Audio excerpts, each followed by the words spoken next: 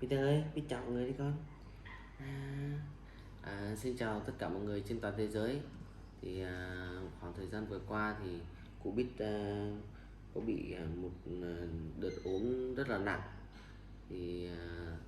Khoảng thời gian đấy mình rất là lo lắng cho cô biết.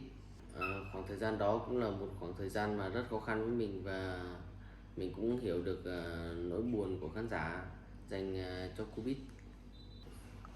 Peter ơi, bây giờ Biết đã khỏe hơn rất nhiều rồi này, Biết nha. Biết chào khán giả đi con. Chào khán giả đi. Như các bạn đã biết thì cô biết chú khỉ rất là tinh nghịch, hay vui chơi đùa nghịch. thì à, Tự nhiên ngày hôm đó thì tôi thấy cô biết có biểu hiện thấy rất là mệt và đang nằm trên giường.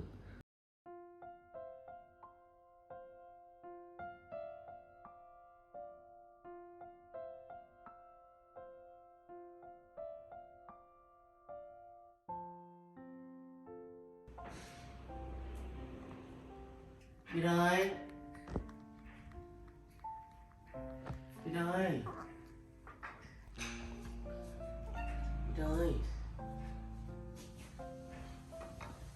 Ô, Biết ơi, người biết sao thế? Hả? Tay chân em lạnh này. Ô, chán là lạnh này. Nào, ngồi đây nhá. Ngồi đây để anh lấy nhiệt kế đi đo cho biết thử xem nào. Ngồi đi. Lúc mà tôi đo nhiệt kế cho em ấy thì thấy em mới bị xuống nhiệt. Biết ơi, của con sao còn có 35 độ 5 này con? Hả? Nè nào con.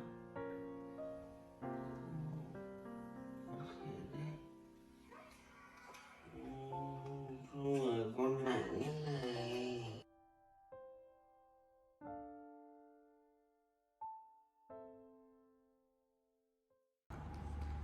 Lúc mà tôi đã ra chuẩn bị nước và chườm ấm cho cô biết rồi thì khoảng đợi một lúc lâu thì người cô biết vẫn cứ mệt và thân nhiệt thì vẫn cứ hạ xuống. Thì tôi rất là hoảng loạn thì không biết làm thế nào cả. Tôi nhanh chóng đưa cô biết tới bệnh viện. Đắp khăn nóng con trán cho cô biết nhá.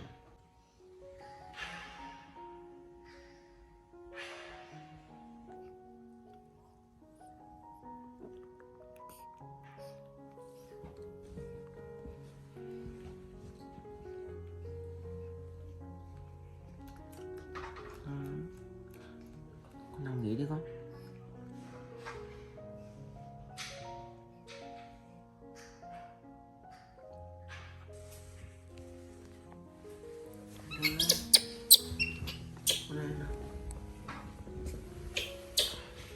Biết ơi, con sao thế? Con khó chịu trong người lắm hả?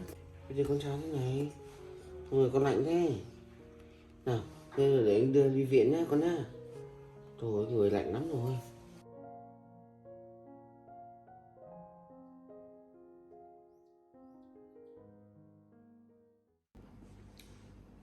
Lúc tôi mang tới bệnh viện thì bác sĩ cũng đã khám lâm sàng cho cô biết thì thấy cô biết có dấu hiệu là mất nước, giảm thân nhiệt. Thì bác sĩ đã chuẩn bị một ít nước đường, và cô biết cũng rất ngoan ngoãn để mà uống một chút nước đường đấy để tăng thân nhiệt lên.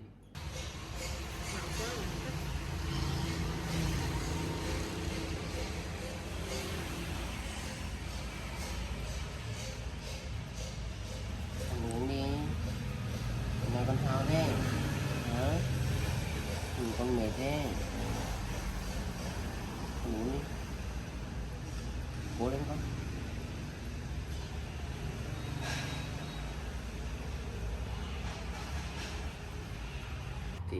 Sau khi mà uống nước đường xong thì thấy cô biết vẫn còn mệt, nên là bác sĩ đã kiểm tra thêm cho cô biết và quyết định là sẽ truyền nước cho cô biết để em bé có một chút nước cho cơ thể.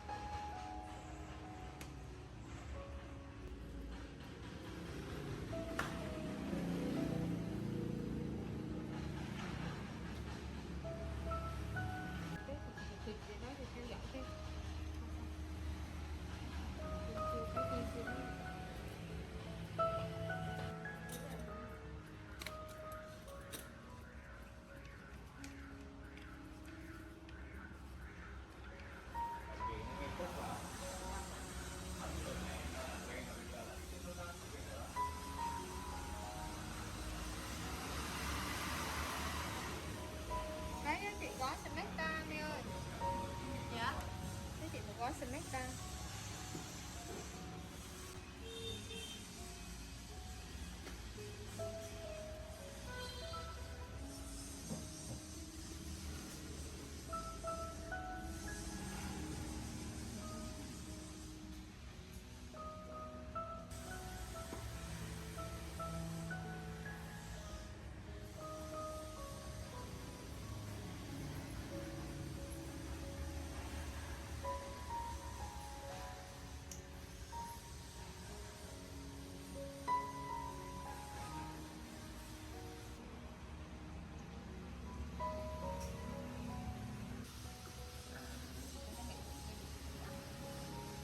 Con ngủ đi nha con nha.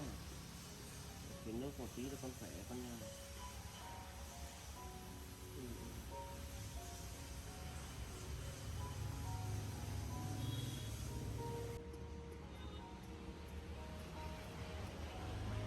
Ăn nhận là chỉ lớn ăn rồi. Lớn ăn rồi.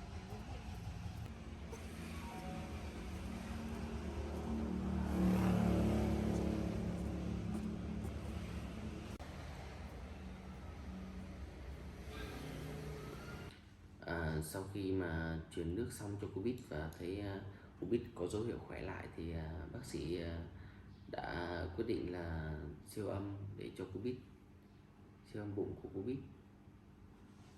Ngủ không sao con ơi, con đợi chú nhá. Bác sĩ thăm khám cho con mà.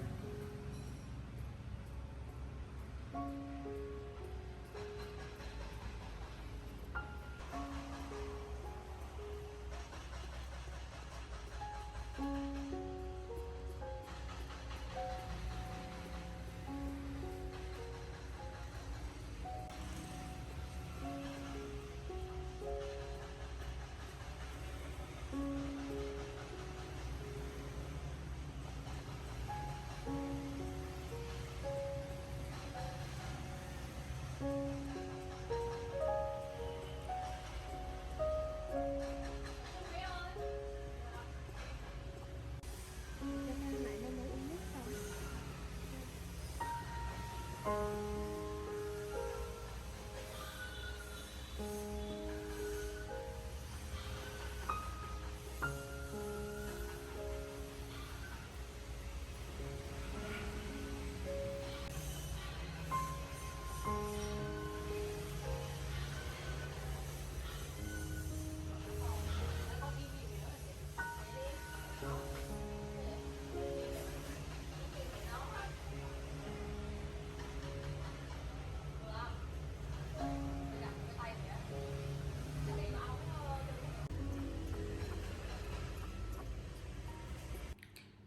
Siêu âm xong rồi thì bác sĩ đã chẩn đoán là cô Bích đã có dấu hiệu là bị rối loạn tiêu hóa, mất nước, nên là bác sĩ đã cho cô Bích một ít men tiêu hóa để mang về để uống.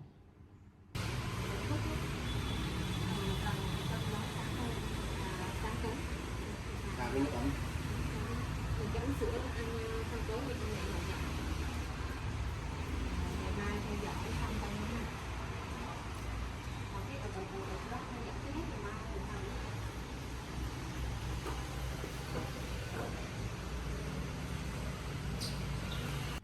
Sau khi mà trở về từ bệnh viện thì tôi cũng theo lời dặn của bác sĩ cho cô Bích ăn uống rất là điều độ, và thỉnh thoảng là cho cô Bích uống một chút nước đường và nước ấm, thì cô Bích cũng đã có cái dấu hiệu là cũng khỏe lại và không còn bị hạ thân nhiệt nữa.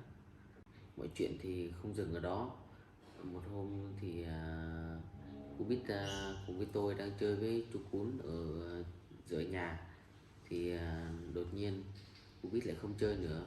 Cô Bích chạy lại tôi và ôm tôi, thì tôi sờ vào trán cô Bích thì thấy cô Bích có dấu hiệu là bị hạ thân nhiệt.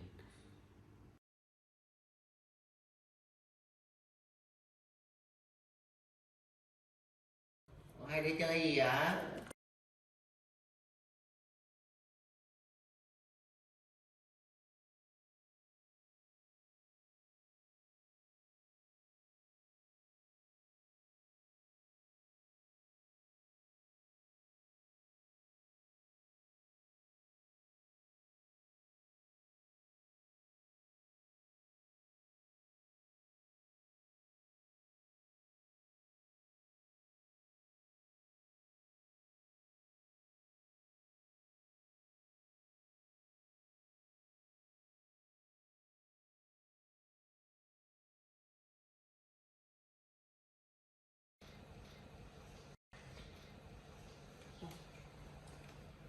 Cái đời làm sao thế? Cái đời làm sao thế? Bây giờ con không chơi với em cún nữa hả? Con đi chơi với em cún đi. Hả? Anh Tài lại đây rồi. Sao? Ừ? À, thích là đi chơi với anh hả? Chơi với em cún rồi đúng không? Khỏe lại rồi, đi chơi với em cún nhà con nè. Em cún đi chơi đi kìa. Ồ, trời.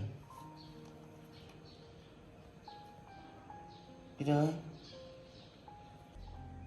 Ủa biết ơi. Con sao thế? Ủa sao chán con lạnh này? Ồ, xem nào.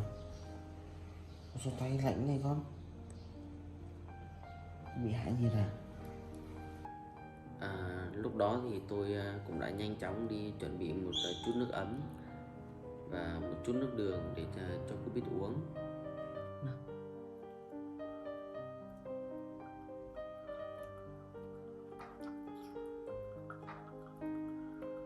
Uống nước thôi nhá.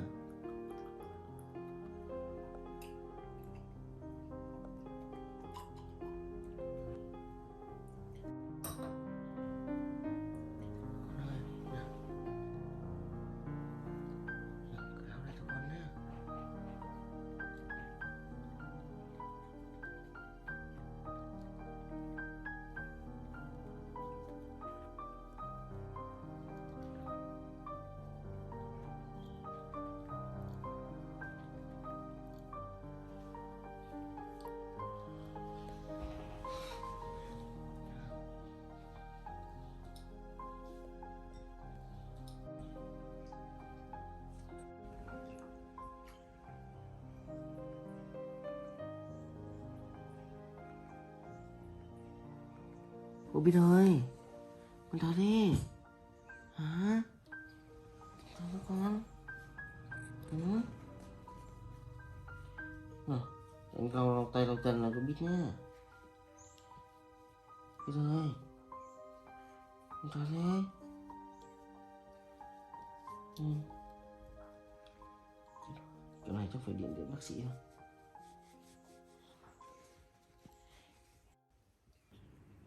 Khi cô biết uống xong thì thân nhiệt của cô biết tiếp tục hạ xuống và tôi rất là lo lắng. Tôi đã điện cho bác sĩ nhưng mà lúc đấy không biết tại sao mà bác sĩ lại không nghe máy thì tôi rất là hoảng loạn. Và tôi đã nhanh chóng đưa ngay cô biết tới bệnh viện để cho bác sĩ kiểm tra.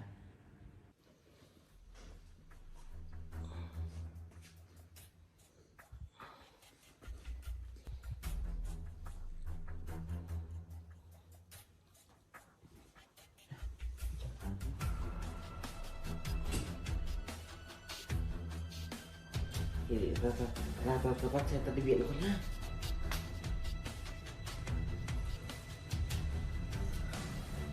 Biết ơi.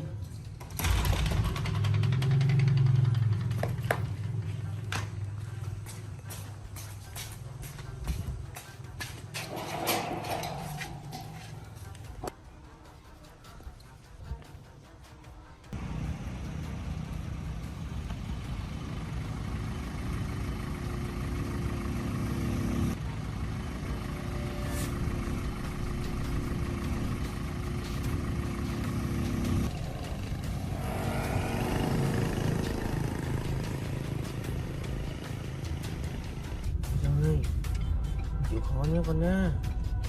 Con ơi. Con ơi.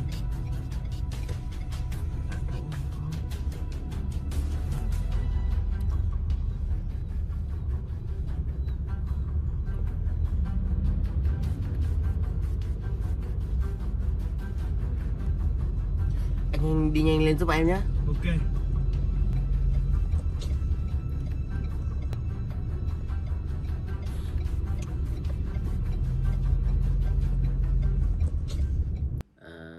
Khi tôi mang Covid tới bệnh viện để cho bác sĩ khám thì bác sĩ đã khám sơ qua và tôi mang Covid đi chụp X quang.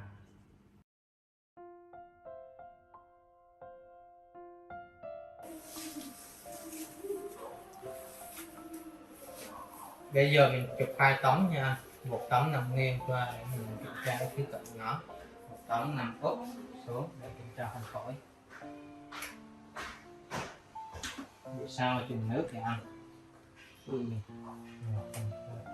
Vậy 2 chân này chúng ta, vậy 2 chân trước nè, đó, cầm nó như vậy này.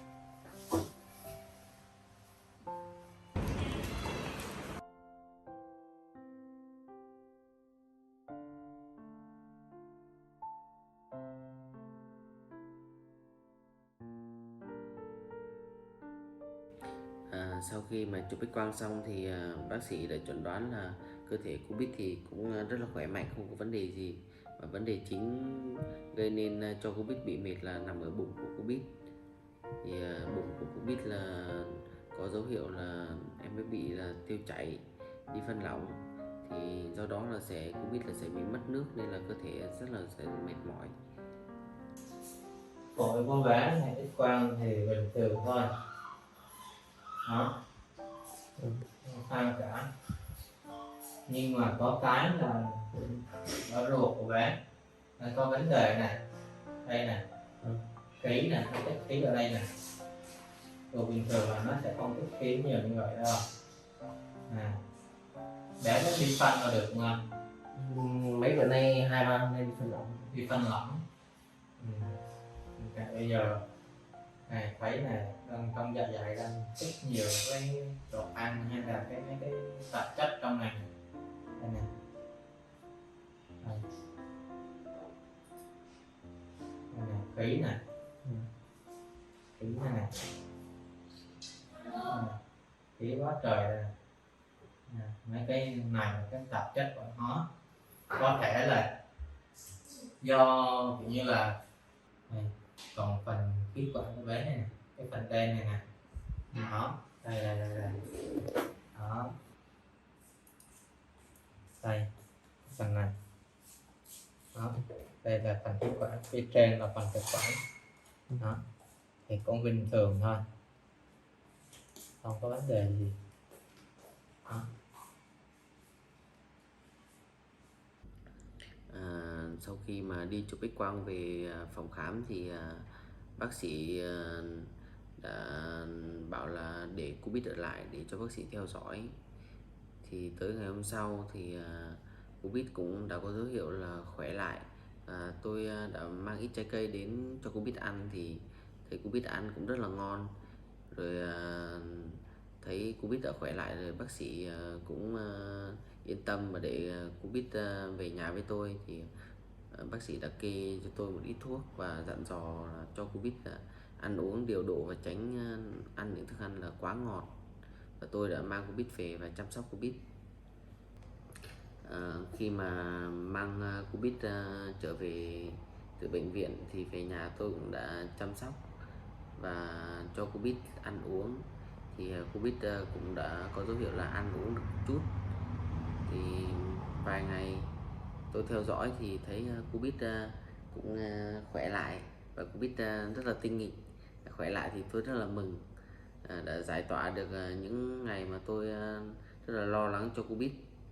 Cảm ơn tất cả mọi người trên toàn thế giới khoảng thời gian đó đã rất là lo lắng cho cô Bích cùng gia đình, và có những người cũng đã hỏi thăm được.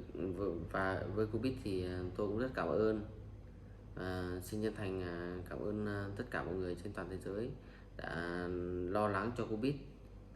Thì trong khoảng thời gian mà tôi chăm sóc cô Bích thì có điều gì sai sót thì mong mọi người góp ý để cho tôi hoàn thiện bản thân và để tôi được chăm sóc cô Bích được một cách tốt nhất.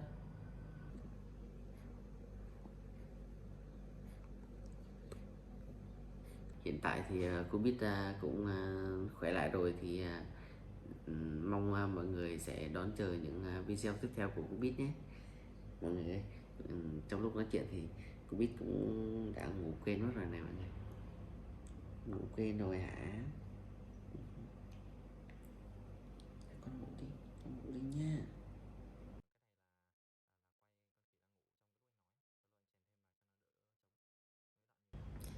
Cảm ơn tất cả mọi người đã đồng hành cô Bích trong khoảng thời gian vừa qua.